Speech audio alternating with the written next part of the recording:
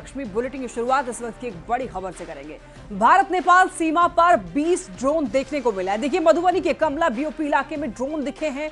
Drone जो है वो 40 मिनट तक भारतीय क्षेत्र में मंडराते रहेंगे। बड़ी खबर, दरभंगा और दिल्ली एयरफोर्स मुख्यालय को सूचना दी गई है।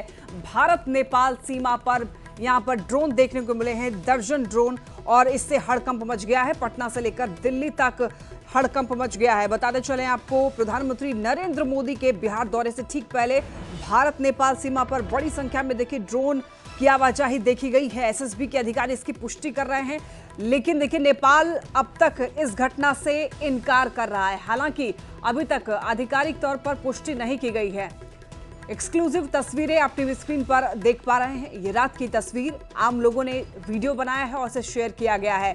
इस मामले को लेकर अभी तक फिलहाल कोई जानकारी ऑफिशियल नहीं मिली है, लेकिन बता दें आपको कि सोमवार रात करीब यहां पर 15 से 20 की संख्या में ड्रोन देखे गए हैं। भारत नेपाल सीमा के कमला बीओपी इलाके में सोमवार रात करीब 15 से 20 की संख्या में ड्रोन के देखने के बाद अब यहां पर हड़कंप मच चुका है। ड्रोन जो है यहाँ पर लगभग 20 से 25 मिनट तक मंडराते रहे। ये देखिए, ये आप चूंकि यहाँ पर रात का समय था, अंधेरा था, इस वजह से ये तस्वीर जो है यहाँ पर आप लाइट के जरिए समझ सकते हैं। ये जो लाल घेरे के अंदर ये जो आपको लाइट दिख रही है वो ड्रोन की दरअसल ये लाइट है। यहाँ पर 40 मिनट तक लगभग ये ड्रोन जो है मंडराते रहे हैं। भारत नेपाल सीमा पर ये ड्रोन जो है मंडराते रहे हैं। संदिग्ध ड्रोन यहाँ पर देखा गया है और इसके बाद देखिए एसएसबी ने वायुसेना को जानकारी दी है। दरभंगा और दिल्ली ऑफिस को जानकारी दी गई है। आकाश में चमकती हुई चीजें देखी गई। ड्रोन था या नहीं अभी तक पुष्टि नहीं हुई है। मधुबनी की सीमा पर ड्रोन देखने की खबर मिली। 15 से 20 की संख्या में ड्रोन थे। ज्यादा जानकारी के लिए न्यूज़ 18 संवाददाता प्रशांत हमारे साथ जुड़ रहे हैं। प्रशांत, देखिए यहाँ पर जिस तरीके से भारत नेपाल सीमा पर ड्रोन देखने को मिले हैं, इसके बाद हड़कंप मच चुका है पटना से दिल्ली तक। क्या इस मामले में ऑफिशियल कोई जानकारी मिली है अभी तक? जी बिल्कुल, देखिए इस पूरे मामले में एसएसपी के आला अधिकारियों से जब हमने बात की तो एसएसपी के आला अधिकारियों ने कहा जो हमने अपनी रिपोर्ट बना करके दिल्ली मुख्यालय और पटना मुख्यालय हमने उनको भी दे दिया है। इवन जो हमारे नियर बाई के एयरफोर्स स्टेशन है उनको भी इस पूरे मामले से अवगत करा दिया गया है। हालांकि जो एसएसपी के आला अधिकारी वो जो कह रहे हैं, जो वो अपने रिपोर्ट में ही उन्होंने चर्चा किया है, जो ये 15 से 20 की संख्या में अनआइडेंटिफाइड फ्लाइंग ऑब्जेक्ट है, उन्होंने वो बार बार ड्रोन को इस बात को कंफर्म अभी तक फिलहाल वो भी नहीं कर पा रहे हैं जो ये ड्रोन है या नहीं है, लेकिन वो अपने रिपोर्ट में लिख रहे हैं जो अनआइडेंटिफाइड फ्लाइंग ऑब्जेक्ट, जिसकी संख्या भी वो 15 से 20 कर रहे हैं। हालांकि उन्होंने जो अपने ड्रोन की आने और जाने की दिशा के बारे में भी उन्होंने जिक्र किया है।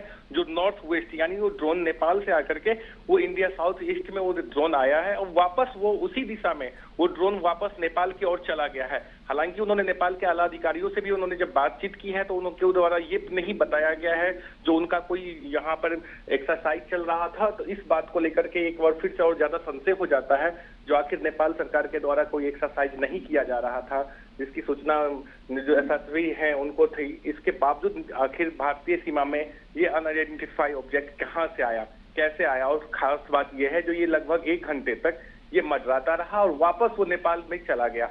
हालांकि नेपाल पुलिस भी इस पूरे मामले को लेकर जांच कर रही है। एसएसपी के आला अधिकारियों को कहना है जो एसएसपी और नेपाल पुलिस के साथ में इस मामले की जांच जो है वो शुरुआत कर दी गई है। जी, यानी कि प्रशांत, एसएसबी जवानों ने पुष्टि की है लेकिन नेपाल के जो अधिकारी वो इनकार कर रहे हैं, तो क्या वहां पर अब अलर्ट किया गया है सभी लोगों को? जी बिल्कुल, वो नेपाल के जो आला अधिकारी हैं वो कह रहे हैं, जो हमारे यहाँ जो हमारे सूत्र बता रहे हैं, एसएसपी के जो सोर्सेस हैं उनका कहना है जो वो एसएसपी नेपाल पुलिस के जो आला अधिकारी हैं, जब हमने उनसे बातचीत की तो उन्होंने किसी भी तरीके का ऑब्जेक्ट होने से उन्होंने इनकार किया। उन्होंने बताया जो हमारे तरफ से किसी भी प्रकार का ऐसा ऑब्जेक्ट न तो उड़ाया गया है जो भारतीय सीमा में। प्रशांत, आपको इस वक्त रोकना चाहूंगी। ये तो यहाँ पर नेपाल और भारत का ये बॉर्डर था, लेकिन पूर्णिया में भी वैसी ही चीज देखने को मिली है। ड्रोन जैसी चीज पूर्णिया में भी दिखी है और पूर्णिया में एयरफोर्स स्टेशन भी है। तो क्या ये कोई साजिश है या फिर किसी प्रकार का ये संयोग? पूर्णिया में भी सेम चीज देखने को मिली है। पूर्णिया में एयरफोर्स स्टेशन भी है। देखिए तस्वीरें दो आपको दिखा रहे हैं टीवी स्क्रीन पर। 15 से 20 की संख्या में ड्रोन थे। मधुबनी की एक तस्वीर और दूसरी पूर्णिया की, और सेम चीज देखने को मिली है।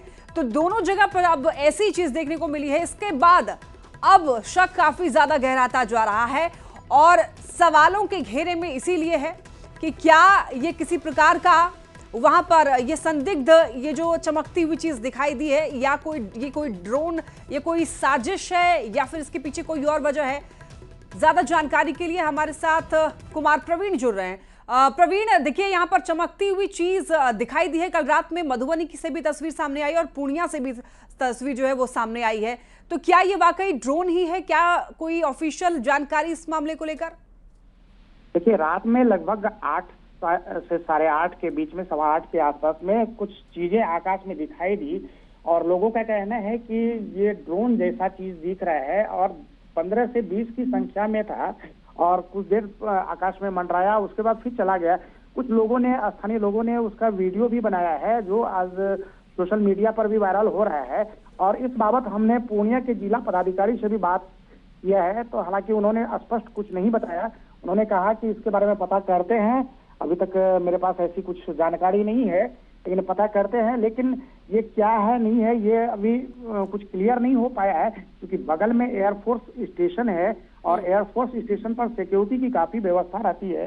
हमारी एक जो बड़े अधिकारी से भी बात हुई, जो रिटायर्ड अधिकारी हैं, उनसे भी बात हुई और उन्होंने कहा कि आजकल शादी विवाह का भी मौसम है, उसमें भी कुछ लोग ड्रोन चलाते हैं, लेकिन ये संभव नहीं है कि एयरफोर्स के स्टेशन के आसपास बाहरी ड्रोन आए।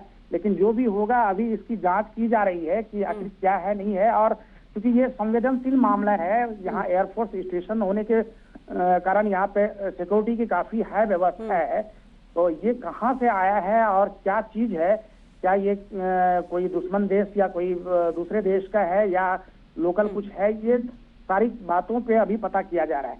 जी ठीक है प्रवीण, बहुत धन्यवाद आपका इन तमाम जानकारियों के लिए। प्रशांत, आपका भी बहुत शुक्रिया इन तमाम जानकारियों के लिए।